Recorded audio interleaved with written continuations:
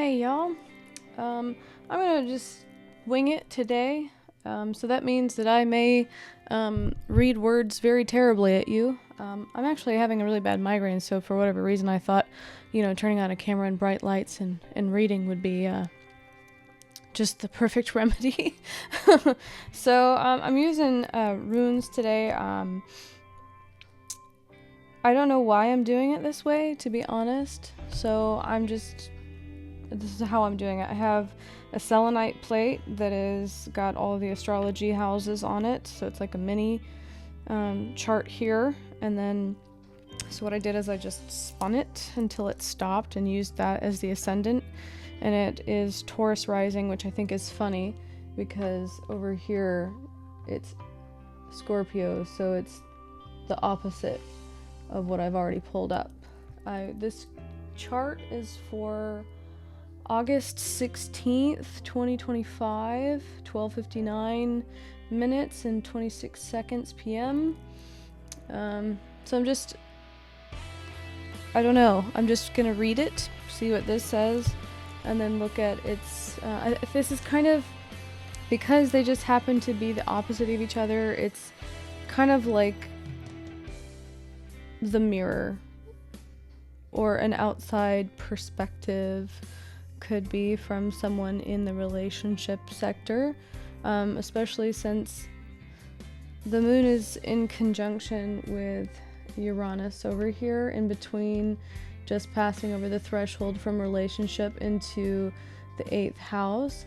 Now that's a unique energy, so I'm gonna pay attention to if any themes that come up between the two of them show up. Sometimes just the moon coming into conjunction with Uranus can mean that somebody might experience an emotional awakening, especially since it's in the house that kind of impacts us deeply. So it's also the house of awakening with Uranus, the disruptor, in there.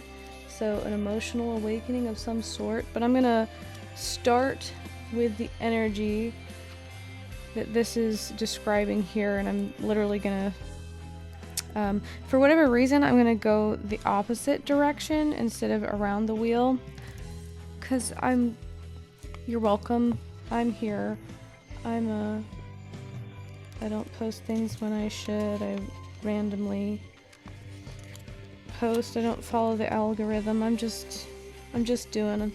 I know that I could probably have a better whatever if I participated in the events, but whatever.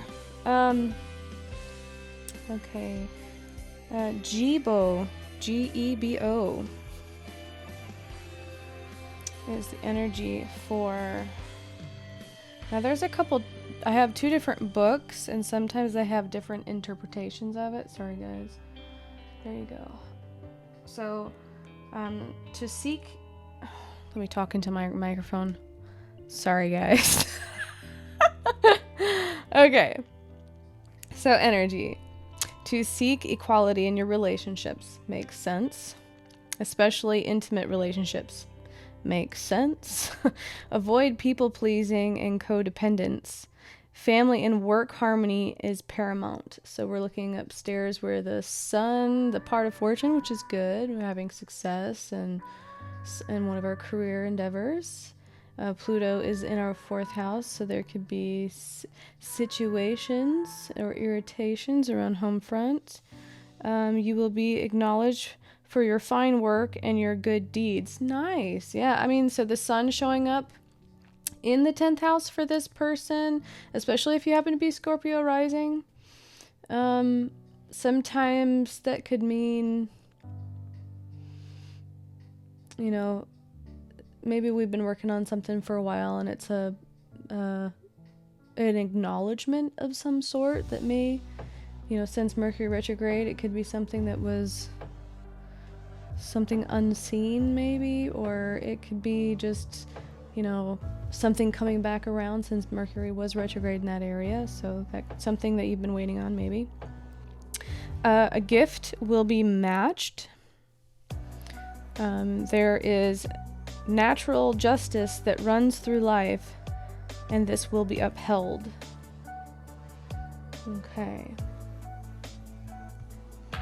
So I'm going to read a little bit more into that because I feel like there's some context that we need from this, but definitely I would say that this is targeting that exact area in this chart to that one. Okay, so we agree to union, and on that is sacred and equal, and on that sacred and equal. Side by side, a gift is given, circles back in kind, harmony is won, justice is invited. I am Jibo. According to the Viking lore, marriages and other unions were created under vows, made of gods. The meeting of souls in these sacred unions was not taken lightly. There were expectations on both sides. Harmony in marriage, equality in provisionary duties, and parity in kinship roles were also valued by the Norse people. Even the gods were called upon to provide guidance and protection in return for the worship, sacrifice, and honor were received. While as modern people we may not relate completely to the ethical standards of the Vikings, we must understand that in Liu... Oh, I don't want to botch it, guys. So I'm going to skip the word until I know the word. Anyways, it's their court systems. They held to a process or justice and judgment that was weighed on the sovereignty and the aggressions. Gibo, pronounced Gebu. Okay, sorry, I'm saying it wrong. Gebu. Reflects this balance. What was given to someone, be it positive or negative, was expected to be returned. So, if a host received their guest with hospitality, providing them with food, drink, shelter, and safety, all this was given with expectations that the host would receive equal hospitality one day, or at the very least, that their guest would respond by being trustworthy.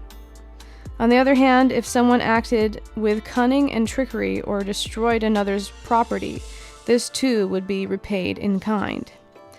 Gabo was also asks us to heed the laws of nature and find harmony with them. If we humans work as a part of nature, not apart from nature, there are countless benefits to be had, not the least being improvements in our own mental and physical health and the sustainability of our planetary resources. So Taurus is the sign that rules over food, agriculture, farming, steak, cows, anything that, that is made either from a farm, from, the animal itself, different things like that. Definitely makes me think of farmers. Not everybody is a farmer, but sometimes I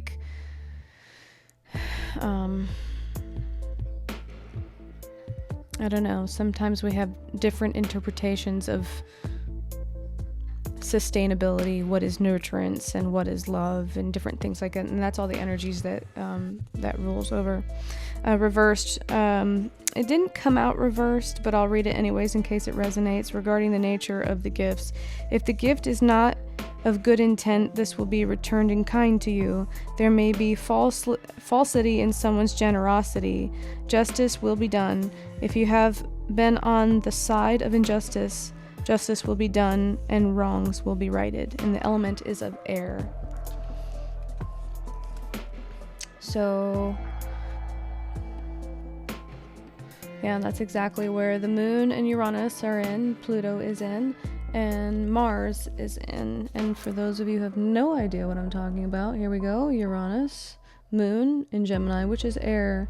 Pluto down here, which they shove him over here in Capricorn still, because he's right there in retrograde. But so he's in Aquarius, which is air. And then we have air over here, Libra, with Mars hanging out. So that's all the air houses. So 2 of those houses, 12 and 8, are in the house of the hidden, both from ourselves and sometimes the you know, what's coming in, you know, things that we cannot foresee. And then, you know, the root system, home, something about home, roots, families, patterns, because Pallas is there at 13 degrees with Pluto. Okay, so then let me find the other one real quick. Babies are making a mess in the other room. Alright, let's see if I can pronounce this one correctly. It makes me want to just say radio. There we go. So, radio, or I could be saying it completely wrong. So, anyway, this is what came out.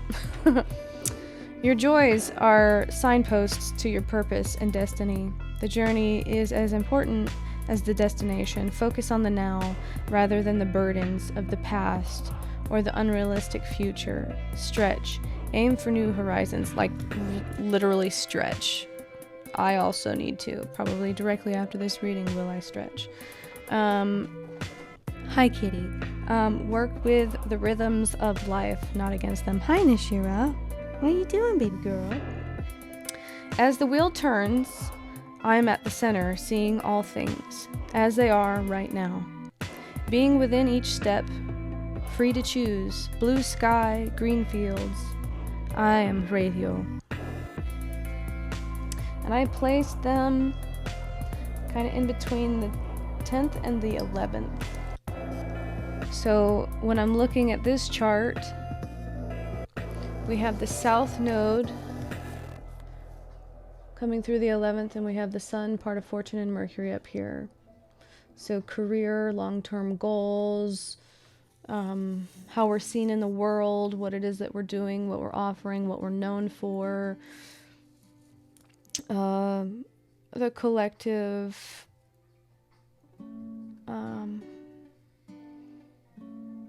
something, you know, friends can come back from the past with the South Node there. Dynamics with friendships can be a thing. Both, you know, the letting go and the coming in. And also the South Node here.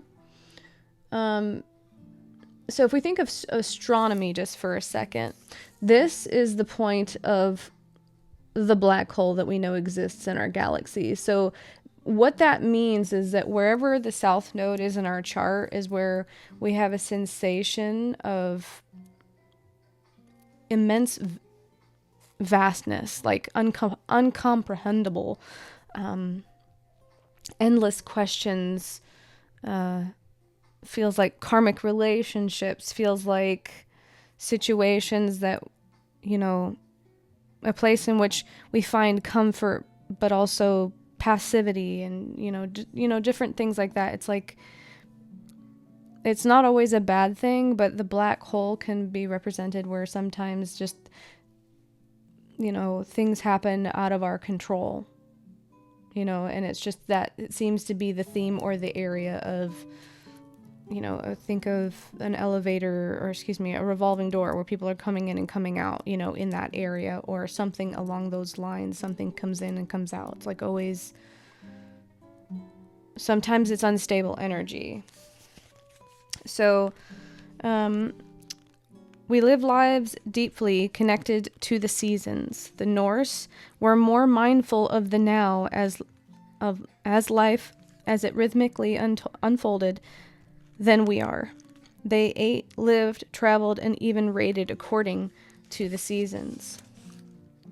Radio, pronounced ride-ho. There it is. It was covered. I was trying to cheat. Ride-ho. Sorry. Hi-ho. She finally got it. Oh-ho. Okay, anyway. A rune that is part of the Elder Futark. Futark. Man, anyone who reads runes is probably like, girl, get it together. Sorry. Learning. I suck at it. Reminds us to focus on every aspect of the now. Doing so will make each day rich and full of wisdom and awareness. The Vikings were adventurers and pioneers. They traveled great distances and understood that their journeys were to be treasured as their destinations. So where you are is the destination. Okay. So in keeping with our concept, Rideho asks us to focus on every precious step of our own personal journey and not to concern ourselves too much with what might happen in the future. So that would make a lot of sense if we're looking at the 11th house, because that is the place if we're looking for our aspirations and our goals and what we want for the future. It's telling you, you know, it's good to have. It's like good to have the idea, the want, and the hope, but have open parameters to get there.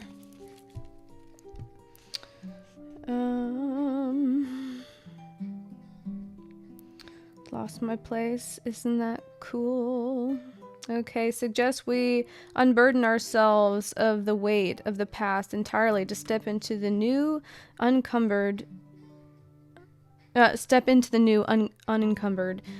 so as to make the journey both easier and more joyful, which the polarity of it, if we look down here, the North Node is in the house of play, of joy, of creativity, of innocence, of, you know, healing the inner child in us, or working with children, or children being important into something.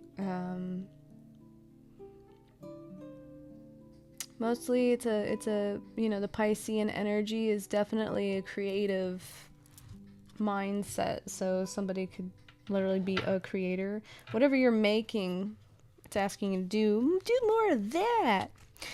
By asking us to ride the natural flow, it offers an energy of personal freedom if we reject others' time frames for us. There are unreasonable expectations and their opinions instead of... so it's basically what I'm reading there is just like... wherever you feel difficulty. So I would say sometimes Pluto would be that energy if we're looking for the unrealistic expectations, because Pluto can sometimes obsess over something. So stretching yourself between two areas, maybe. And then also the South Node being in Virgo, sometimes being a perfectionist type of energy in those areas.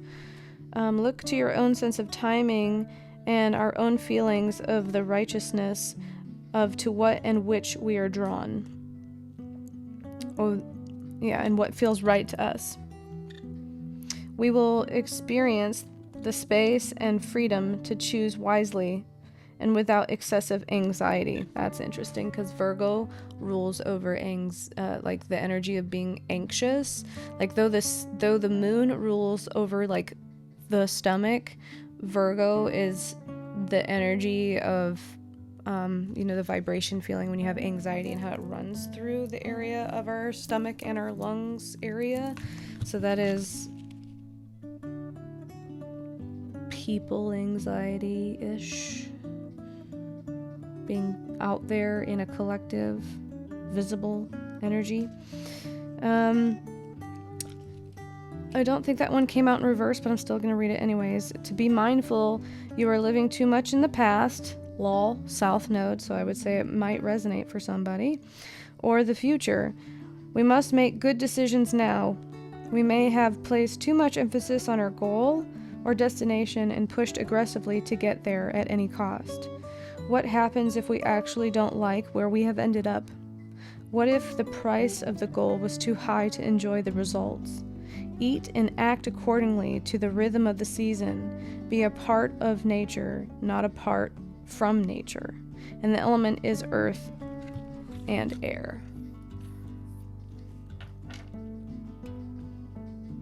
So the earth, Taurus, is ruling over the relationships.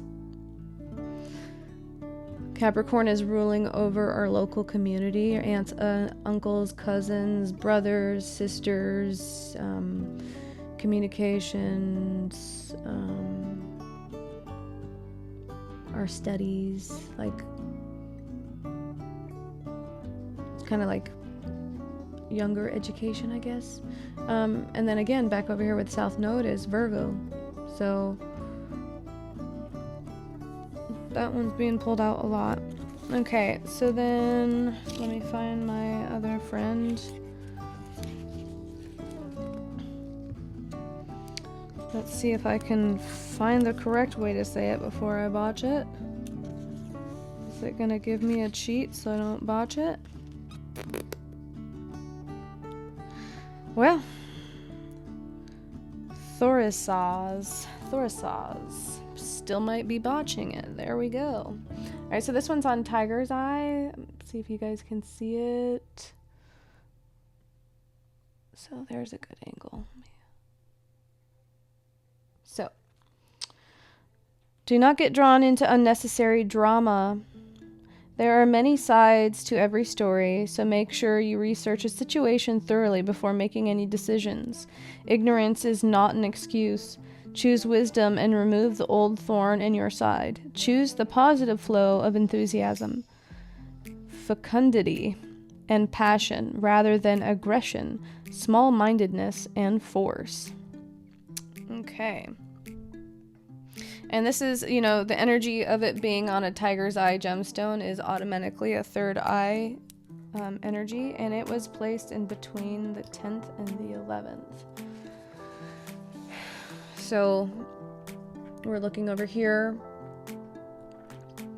to where Jupiter and Venus and the vertex are. So the energy of foreign countries, traveling, higher knowledge, education, fated encounters while traveling. It's under the energy of Cancer, so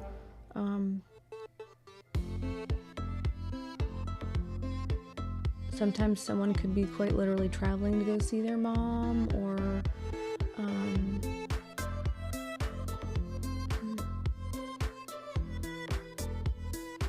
opportunity to study on something that we've been waiting for. Over here, it's related to the career, because Mercury was in retrograde, so somebody might be traveling to get to a career. Because if you think about Jupiter's here right now, and it's going to move into your career, so someone's literally working on something. So now let's read it with that energy. I am the hammer of wisdom. I smash ignorance, exploding smallness, expanding outwards. The thorn no longer in my side. I am Thorisaz. Part of the elder Futark, although often referred to as a thorn, this rune more accurately represents Thor's hammer and the god himself. Thor, the protective figure who defended Asgard from the giants, is the hero one calls upon to fight for freedom and balance expansion. The hammer can easily be misconstrued as a dull brute of a weapon, but in this case, the hammer is used to smash ignorance. Okay, so having Jupiter and Venus and the vertex in the house of higher education and knowledge, it could be like a breakthrough in something you've been studying, or the changing of thought patterns possibly. And so it smashes through ignorance and small-mindedness as we all clear away an untruth. So that's funny that like truths, untruths keep coming up. I think one of the last readings I had that in there. There is a solidarity.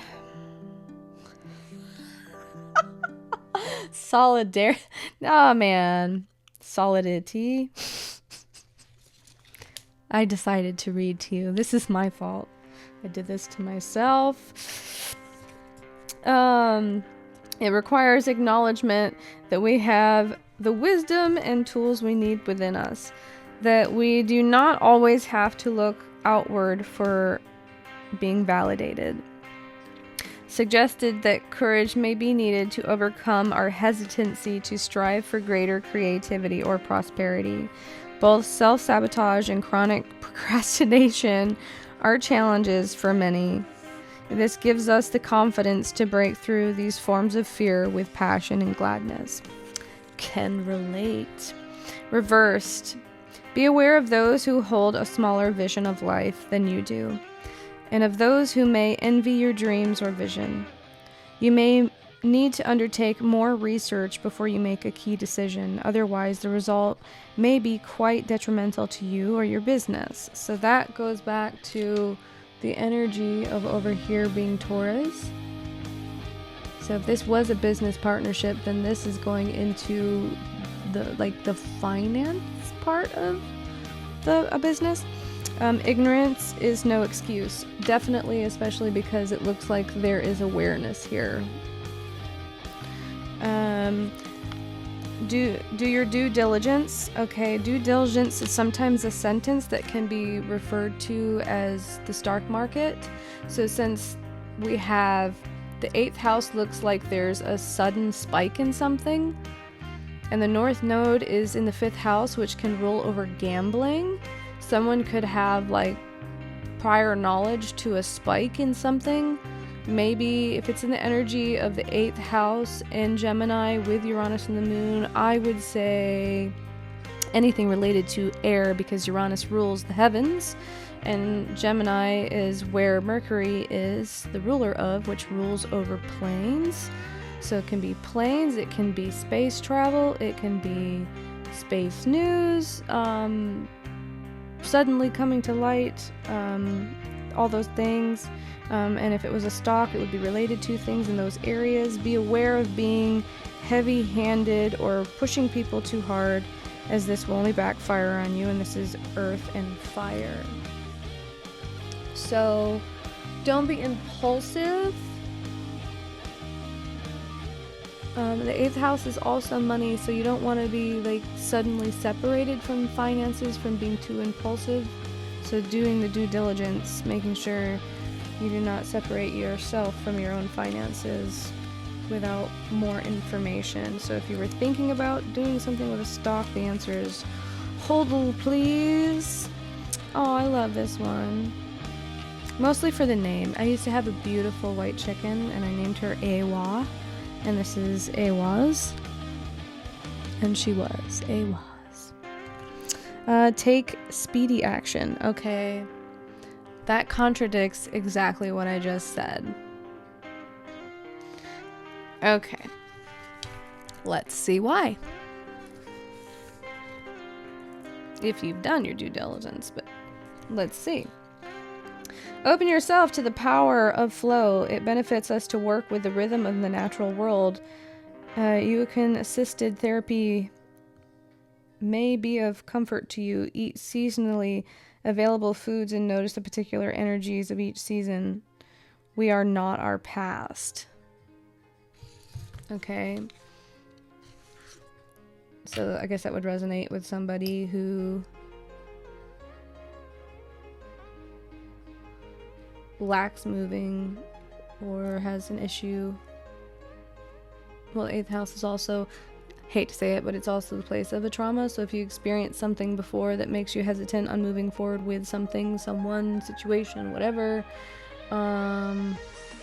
it sounds like that is a place of sensitivity that we may be asked to focus on.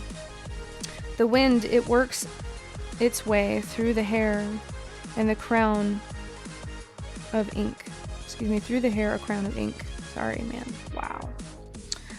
I smell its direction. I feel its sway. My legs, they hold to the warmth of fur, the bellows of breathing together forward. Now I am Ilaz. In the rune of the horse, excuse me, it is the rune of the horse. Man, I'm trying to read sometimes. My brain just like, we're going to skip all these letters and words and stuff and say whatever the hell we want. It tells us of the importance of flow, rhythm, and the gaining of momentum over time. Good riders adapt to their bodies and minds to the rhythm of each of their horses' gaits: walk, trot, canter, and gallop, or in the case of Icelandic horses, their special gliding tolt. In doing so, they become one with their steed, bringing grace and ease, a deep connection between human and horse.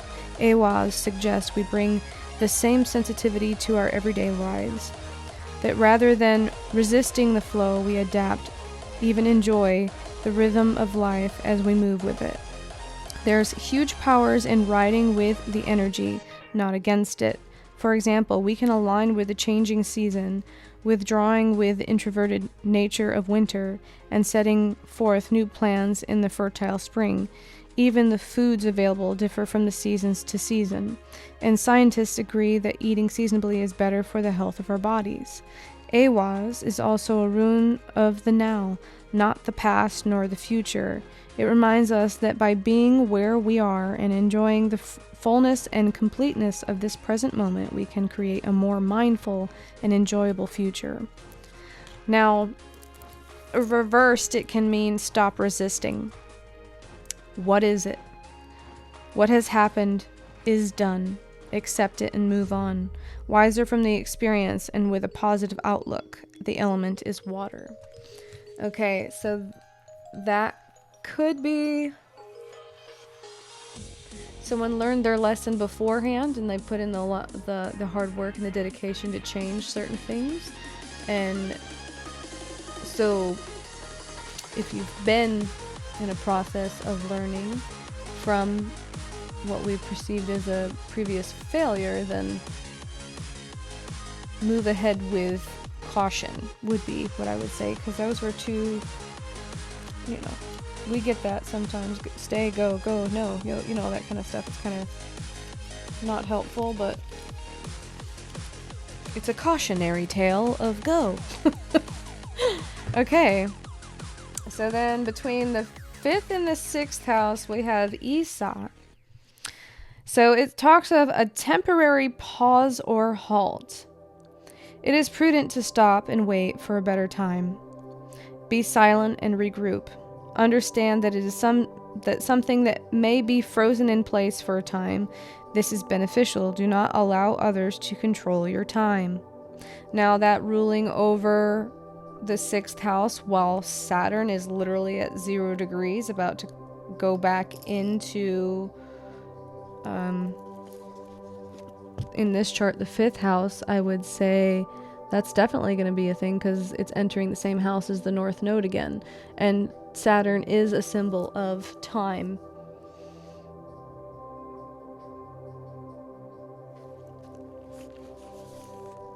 Okay, what flows may be stilled for a time. What sings may be silenced for a time. But its nature is movement, and it will return, paused, quiet, to what it is. I am Isa. The Vikings were surrounded by ice, glaciers, icy mountains, frozen rivers, and streams. All were commonplace to their environments much of the year. The way that the normal flowing element of water was stilled into ice was magical to the Norse. And this pausing of the things is what Isa represents. Isa means ice. It is one of the elder. If we can consider the impact of ice on water, we can see that it exerts a steady control. It slows the water's path. It makes it wait for us. Isa can be used to quiet an unsteady mind or a racing heart. So that could be anxiety, the area where the South Node is in the 11th house that causes us to stress out a little bit, but also in the 10th house where the Sun is, because that literally rules over the heart. It is an excellent aid to meditation and focus for times when we need to slow down or our decision making. Okay, so that might be interpreted that whatever one was waiting for in a career sector or something that is coming back to be dealt with in some sort of case, The answer isn't to push. It's actually to pull away in some regard, whether that's like energetically we're pushing really hard towards something. Could also be health related. Isa also focuses the will, that steely, somewhat icy part of ourselves that may need to be activated to accomplish something difficult. So that is also the energy that describes literally Saturn, because when you're, especially in medical astrology, it literally rules over that, you know, stiff, hard, cold, despondent, the energy of something. It helps us draw upon our reserves and settle our flightiness. So flightiness could be the energy of Uranus and Mercury together, because they rule over flight. Let's see. Isa reversed may indicate self-centeredness and an unwillingness to consider someone else's opinion. It may also signify someone who is very controlling of others, who seeks in particular to control others' time. There it is again, right where it's ruling over that area when we pulled that energy up. That could be bosses sometimes. Be aware and discerning around people like this, as they can distract you from your goals or dreams. Water. So definitely this area here. So, I mean, you would know what that situation is immediately. Now let's see. I have 2 different X's, but I'm not sure if that's the same one. Here, no, it's not. There we go.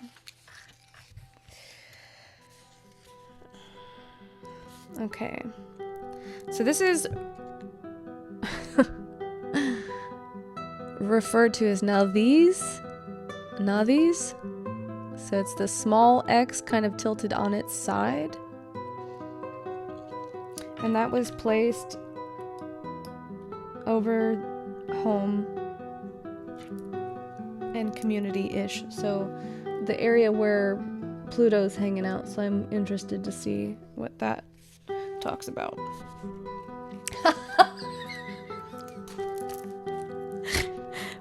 Break free of obsessions. LOL! That's exactly what Pluto rules over, y'all. Oh. Thanks. A new love will come into your life. You need less than you think. Be wise about separating needs from wants.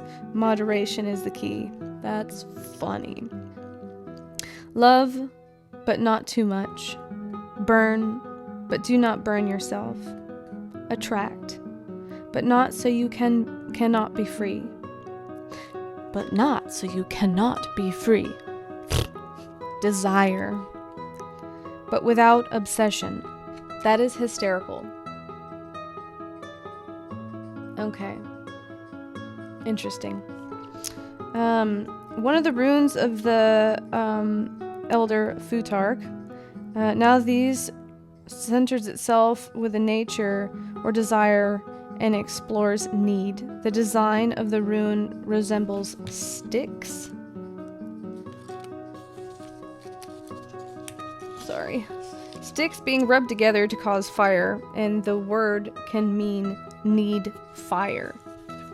Need fire. Okay. Warned about obsessions around needs and desires, particularly in regards to love and obsessions. So I'm gonna see what Pluto's obsessing about. Let's look.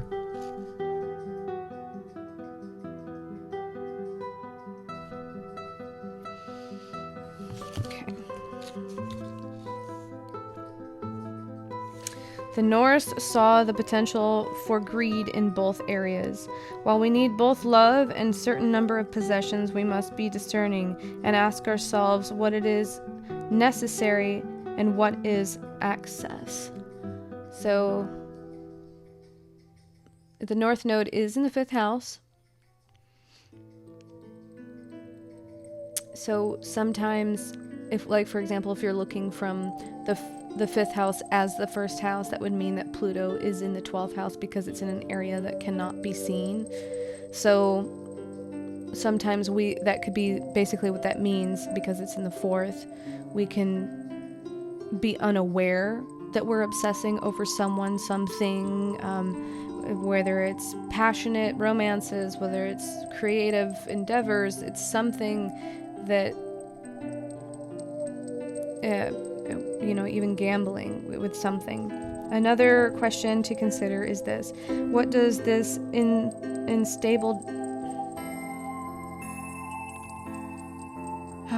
what does this insatiable drive for riches or a bottomless hunger for love actually cost? Because of its association with love, all this also commonly used in love magic. Now, I believe in magic to an extent. I believe that anything that we believe in has ability to work. But love magic is something that never works. That is something that I think should be forbidden, because if you're screwing with someone's capacity to love you, it will never happen, or it'll happen for a time. There's an energy of that, and that's, you can do whatever you want, you can believe whatever you want, but love magic sometimes, unless it's wanted from two people in the same energy and are aware of it, I would refrain from that, because it never works out the way that you anticipate. Women were said to draw the rune on the back, draw the back on a piece of paper or jewelry and hide it in their clothing to attract a particular lover. As a rune governed by fire, now these was said to increase passion, or alternatively to temper it. So be aware of obsessive love and desire. No means no in a relationship. If a relationship has ended, there is no use in obsessing over it. If, on the other hand, you want more and more material possessions, you may find yourself in debt or chained to your work to pay for these things. The element is fire. So, Mars is what we consider fire in general, right? And it's in the house of the hidden, which means that we're not aware of our pattern in this particular area, what it's talking about, or we are. It has been discovered, and we now realize that that's a thing. So if you're finding yourself obsessing over anything, it's calling out for that to be walked back from. Okay, so this is Perthro. If I can hold it. Okay. And it says, search your memory for the answer. You have had experience with this issue before. You will be coming into a period of good luck. Ready yourself to receive luck by preparing a base of hard work. There is more than one way to solve the current problem. So this basically, whatever it was just talking about, says that you've experienced this before. So even if it's just power dynamics in whatever it is, dreams, hope, aspirations, all that, or how relationships have a tendency to dictate your life in some way. Excuse me. The dice fall where they may, but all is not purely fate. Will is strong and flows through the trees, and change the carvings too. Great things can happen when all combined. I am Perthro.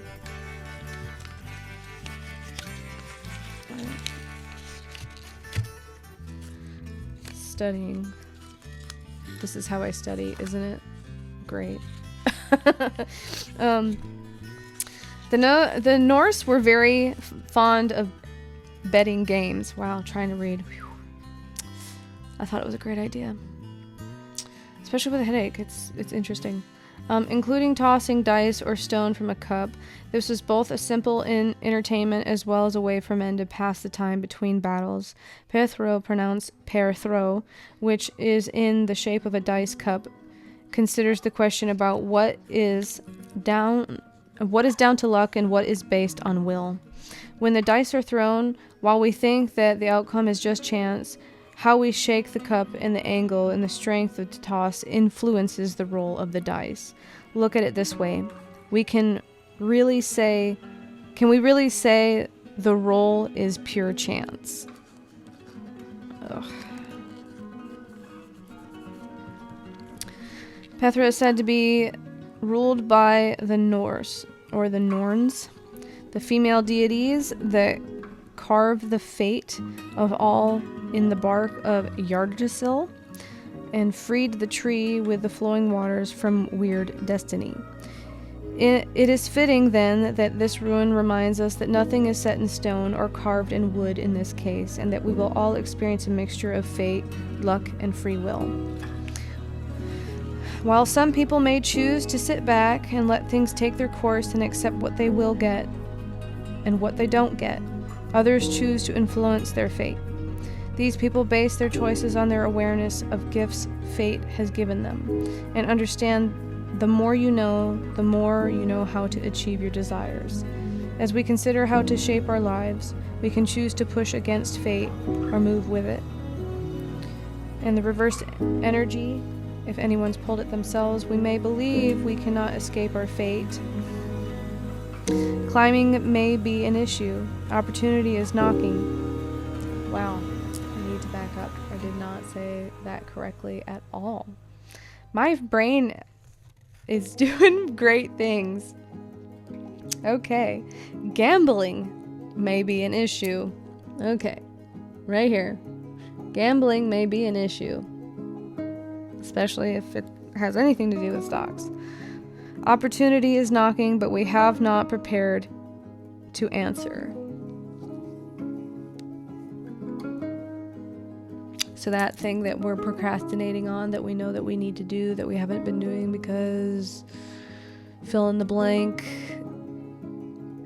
that opportunity that you've been hoping for, wanting, you may be forced to practice very quickly and hope that you don't fail. Because sometimes that means that you're given the opportunity you've been waiting for, but if you've been procrastinating, getting yourself prepared for it in any kind of way, it's, let's hope that you now, if anyone watches this to this point, thank you for making it here. Hopefully, it meant something and it was helpful. So, yeah, that was me reading with runes, in a very unique, probably didn't make sense way, but there you go. There you go. Thank you guys for being here. I appreciate it, and I hope that helped. If you find any value in my videos and my, reading words badly at you, go ahead and give it a like, comment, share. Thank you for making it this far. I appreciate you guys. Bye.